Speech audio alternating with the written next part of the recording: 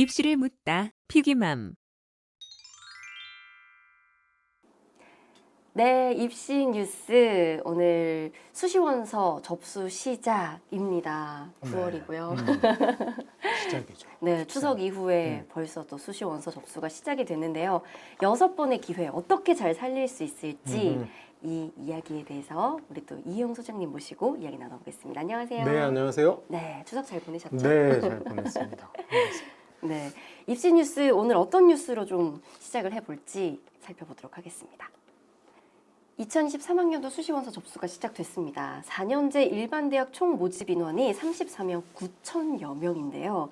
그중에서 78%죠. 27만 2,442명을 수시 전형으로 선발을 하게 됩니다.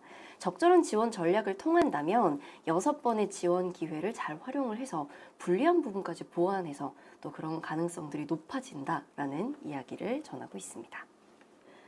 체크 포인트가 될 만한 것이 있다면 대학별 수시 전형 변경 사항이 있다라는 것인데요.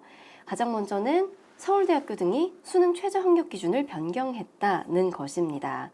서울대학교의 지역균형 전형 같은 경우는 최저 기준이 기존에 4개 영역 중에 3개 이상 2등급 이내였는데요.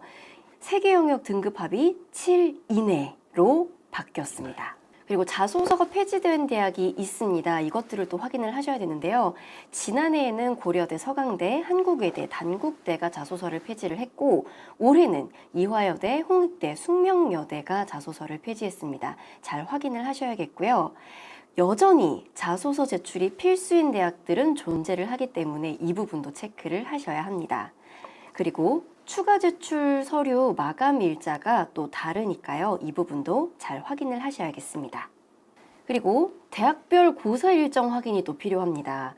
수능 전에 면접 보는 곳이 많지는 않죠. 많지는 않지만 고려대 계열적합형, 연세대 추천형과 특기자 전형, 또 이화여대 고교 추천 전형 등은 수능 전에 면접을 본다고 하고요. 수능 전에 논술 보는 곳들도 확인을 하셔야겠습니다. 그리고 또 수능 후에 논술이 집중되지 않겠습니까? 주말에 시험이 집중이 되는데 일정, 시간, 그리고 이 시험장들끼리 거리 같은 것들도 잘 체크를 해서 지원을 하셔야겠습니다. 지원하는 것에 대한 거는 하나 정도만 정리하면 될 것 같아요. 수시가 이제 우리는 수시를 뭐 교과 전형, 학생부 종합 전형 이렇게 구분하는데 실제로 이제 와서 내는 입장에서는 뭘 고려하는 게 더 중요하냐면 9월에 모의고사 결과가 이제 나오진 않았으나 본인이 채점을 해봐서 대략적인 등급은 확인했을 것 같아요. 그러면은 수능으로 갈 수 있는 정시에 지원이 가능한 대학보다 높은 대학을 써야 된다. 뭐 그게 이제 첫 번째 원칙이고, 그 다음에 수능 전에 끝나는 수시와 수능 후에 끝나는 수시 이렇게 두 가지로 구분을 하셔서 지원을 해야 된다. 예를 들어서 내가 서강대, 성대, 한양대를 낸다. 그러면 이건 다 수능 전에 끝나요. 그러니까 만약에 연대, 고대는 수능 후에 끝나기 때문에 수능 성적과 무관하게 잘 보면 포기하면 되고 못 보면 면접을 보러 가면 되는데 서강대, 성대, 한양대 같이 수능 전에 모든 수시가 끝나는 경우는 수능을 아무리 잘 봐도 바꿀 수 없어. 그래서 이걸 잘 구분해야 된다. 수능 전에 끝나는 수시는 상향 지원해야 되는 거고 수능 끝나고 면접이 있는 경우는 뭐 상향 지원하든 하향 지원을 하든 아무 상관이 없다. 그래서 수시를 우리가 교과와 학종으로만 나누지 말고 수능 전에 끝나냐 아니냐 이거 구분하는 거 꼭 필요하다. 이 두 가지가 아마 지원하는 데 있어서 최대의 관건일 것 같아요. 그다음에 이제 나머지 뭐 수능 최저 이건 아직도 뭐 어떻게 될지 몰라. 그렇죠. 최선을 다하는 수밖에 없어. 그리고 이제 마지막으로 여기서도 체크 포인트라고 얘기했던 게 뭐냐면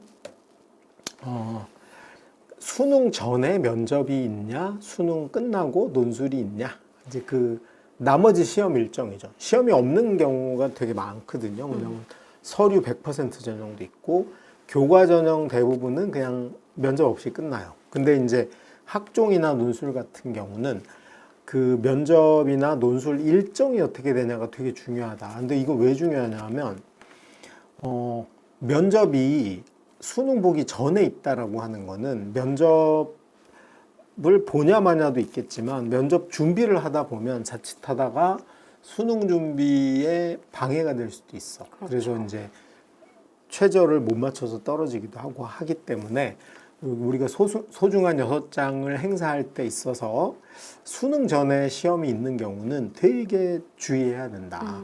연세대학교 추천형, 교과 전형 면접이 수능 전에 있고, 그다음에 성대, 의대의 경우도 면접이 전에 있어. 이런 걸 낼 때 과연 내가 이걸 준비하면서도 수능에 큰 문제가 없을지 그런 걸 좀 잘 고려해봐야 된다. 그리고 이제 마지막으로 여기서도 언급했지만 이제 수능 끝나고 바로 면접이 있는 대부분은 면접이 그때 이루어집니다. 주말에 특히. 그러다 보니까 만약에 논술의 원서를 3장 이상 낸 친구들 같은 경우는 겹치는 경우가 생길 수 있습니다. 그래서 그 경우를 시뮬레이션을 잘 해봐야 된다. 무슨 말이냐 하면 논술을 보러 가는데 수능 최저가 대부분 있잖아요. 그래서 내가 수능 최저를 잘 봤을 때는 A, B 대학 중에 B를 포기한다. 또 수능을 망해서 A 대학 건 못 맞추고 B 대학을 맞추면 B 대학을 간다. 이게 일정하고 최저 달성 여부, 일정 최저 달성 여부, 그리고 오전 오후 요거까지 확인을 하면 이제 충분히 감당할 수 있는 선에서 원서를 지원해야 된다. 오전으로 2개 다 겹쳤고 수능 최저도 비슷해. 이거는 최악의 지원이죠. 그다음에 이제 오전 오후라도 이동 거리가 왜 중요하냐면 이제 논술 때는 저거 퀵 서비스가 많이 등장합니다. 그렇죠. 그래서 뭐 연세대학교에서 서강대는 이동이 가능해. 그렇죠.